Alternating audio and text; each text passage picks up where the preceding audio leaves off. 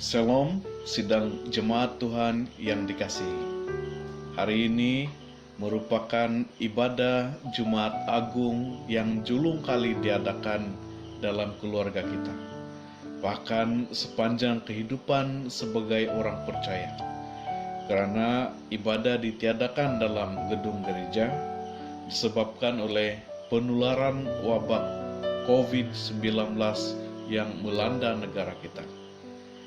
Sebelum kita mendengar firman Tuhan, terlebih dahulu mari kita berdoa. Bapa Surgawi yang bertakhta dalam kerajaan surga, kami bersyukur atas kehidupan yang Tuhan berikan kepada kami. Kami senantiasa dikuatkan dan diperbaharui setiap waktu oleh Tuhan.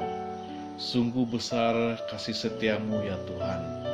Saat ini kami datang kepadamu dengan penuh penyerahan kami akan penghayatan kami dalam kematian-Mu di kayu salib. Pimpin kami dan ajarilah kami, Tuhan, sesuai kehendak-Mu. Dalam nama Yesus kami berdoa. Amin. Hari ini teks firman Tuhan yang kita pelajari bersama diambil daripada Injil Yohanes 19 ayat 20 sehingga ayat 30. Injil Yohanes 19 ayat 20 sehingga ayat yang ke-30. Di bawah tema kematian Yesus. Sekali lagi saya katakan Injil Yohanes 19 28 sehingga ayat yang ke-30. Teks ini menceritakan bagaimana Yesus mengembuskan nafasnya yang terakhir demi untuk menggenapi penyelamatannya kepada kita manusia. Saya akan bacakan teks ini dalam terjemahan Alkitab bahasa Malaysia. Yesus tahu bahwa sekarang semuanya sudah selesai. Dan supaya apa yang tertulis di dalam Alkitab berlaku, Dia berkata, "Aku dahaga." Di situ ada sebuah mangkuk yang penuh dengan wain murah. Sebuah bunga karang dicelupkan ke dalam wain itu, lalu dicucukkan pada ujung batang hisop dan kemudian dihulurkan ke mulut Yesus. Yesus mengecapnya, lalu berkata, "Sudah selesai." Setelah itu, dia menundukkan kepala dan meninggal. Sepanjang 4 hari beribadah dalam minggu sengsara ini, kita menghayati bahkan merasakan betapa sukar dan peritnya penderitaan yang dilalui oleh Juru Selamat kita, Yesus Kristus. Saudara-saudari yang terkasih di dalam Tuhan, sebelum Yesus menghembuskan nafasnya, ada 2 kata yang diucapkan oleh Yesus, yaitu yang pertama dalam ayat 28, "Aku dahaga." Dan yang kedua, ayat yang ke-30, "Sudah selesai." Kedua-dua ucapan ini memberi gambaran kepada kita betapa berat dan penatnya Yesus menyelesaikan misi untuk menyelamatkan kita manusia agar kita beroleh kemenangan di dalam Tuhan. Dan hubungan kita manusia dipulihkan semula untuk mendapat kehidupan yang kekal serta damai sejahtera.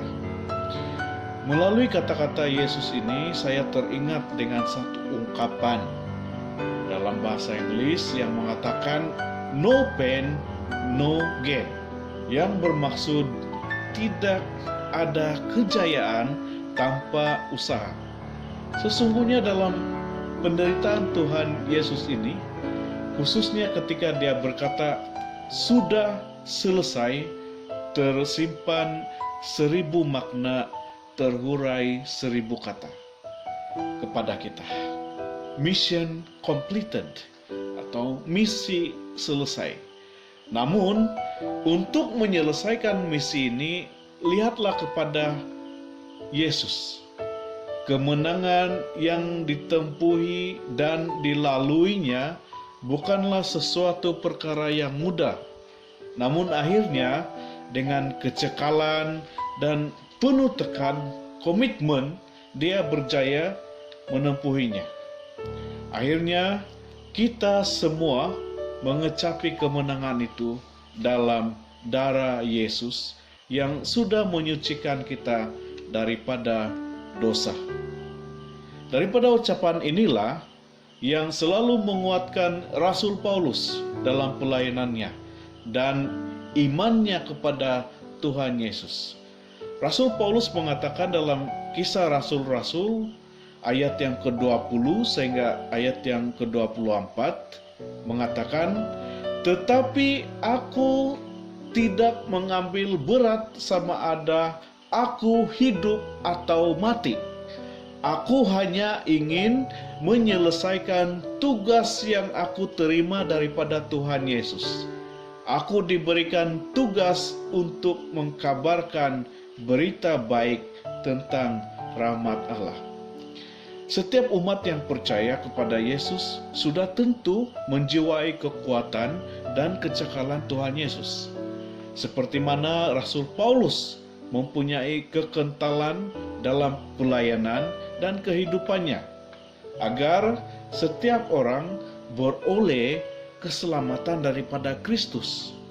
Rasul Paulus juga mengajarkan kepada setiap orang yang melayani Kristus agar beroleh kekuatan seperti mana yang dimilikinya dalam Kristus, menjadi kuat seperti Kristus. Rasul Paulus berkata kepada Timotius dalam 2 Timotius 4 ayat yang ke-7, "Aku sudah berusaha dengan sebaik-baiknya dalam perlombaan dan aku sudah sampai di garis akhir. Aku tetap setia kepada Kristus sampai akhir." Saudara dan saudari, Tuhan Yesus berhadapan dengan berbagai rintangan, dugaan, dan cabaran dalam pelayanan dan kehidupannya. Namun, tidak sekali-kali dia berundur daripada imannya. Tetap kuat dan cekal. Melalui kematian Tuhan Yesus di kayu salib, marilah kita lakukan apa yang Tuhan Yesus mau saya dan kita lakukan dengan meneladani sikap Tuhan Yesus, sehingga kita benar-benar menjadi umat Kristus yang sejati, memberkati sesama, membangun tubuh Kristus. Amin. Mari kita berdoa.